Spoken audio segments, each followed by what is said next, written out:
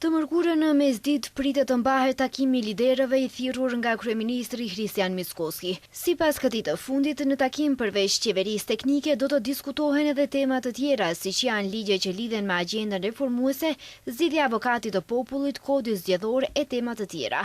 Pjesëmarrjen në takime kanë konfirmuar partnerët e koalicionit qeverisës, koalicioni Vlen dhe Partia Znam, ndërsa nga opozita ftesën e ka pranuar Partia Levica. Kryetari i LSDM-s Vinko Filipçe refuzoi ftesën ende pa e dërguar formalisht kryeministrit e liderët e partive.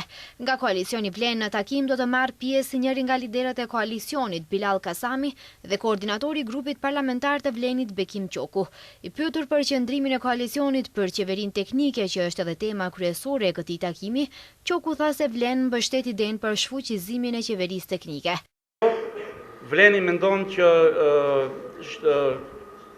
koha kur shteti u detyrua të ketë qeveri teknike, pra sipas marrëveshjes Prozhinos, ishte koha kur vendi ndodhej në një modus krize, kur një krizë që u shkaktua nga qeveria e Mjalkovit dhe Gruevskit bashkë me BDI-n e Aliametit dhe Musa Xhaferit dhe Blerim Bexhetit. Këta figura edhe kjo krizë aktualisht nuk është më, dhe shteti dhe administrata publike është e aftë dhe në gjendje të organizojë zgjedhje kredibile, të drejta dhe të rregullta.